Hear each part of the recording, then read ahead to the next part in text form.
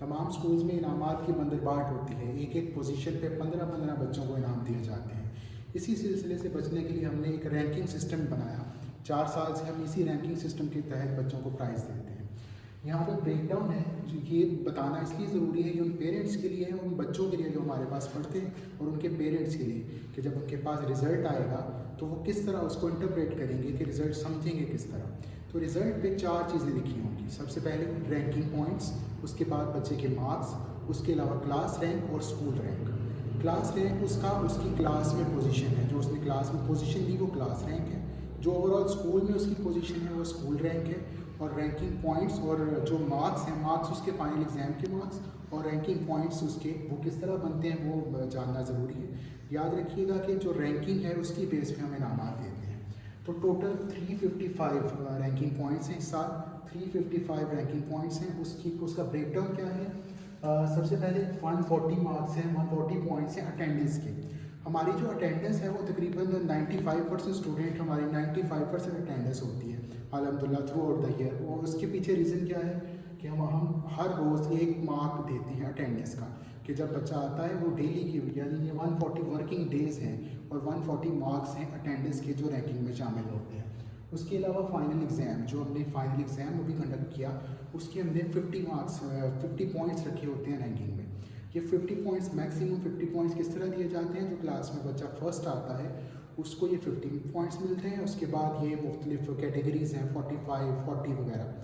ये प्राइजेस सिर्फ उन बच्चों के लिए होते हैं जो 50% से ऊपर होते हैं, उनको पोजीशन दी जाती हैं। 50% से नीचे वाले जो बच्चे हैं उनको पोजीशन होल्डर नहीं कंसिडर किया जाता।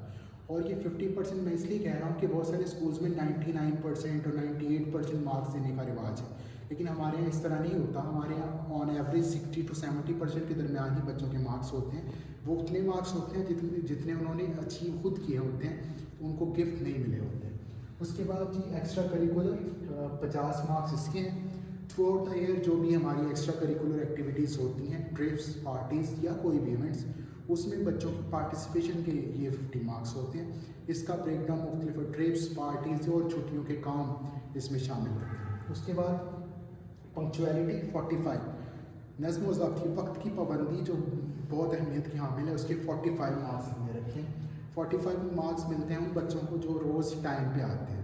इसमें जो बच्चा लेट आता है उसके आधा नंबर कट होता है। लेट आने पे 45 उसकी टोटल वेटेज है, जो हमने पंक्चुअलिटी के 355 टोटल में रैंकिंग में रखी है। उसके बाद फर्स्ट असेसमेंट, साल में हमने 2 बार असेसमेंट कंडक्ट की, उसके 30 मार्क्स थे। पहली असेसमेंट के भी 30 मार्क्स और दूसरी असेसमेंट के भी 30 मार्क्स। इसका भी वही क्राइटेरिया है कि जो बच्चा फर्स्ट आता है क्लास में उसके 30 मिलते हैं, उसके बाद 25, 20 और इसी तरह फर्दर क्राइटेरिया।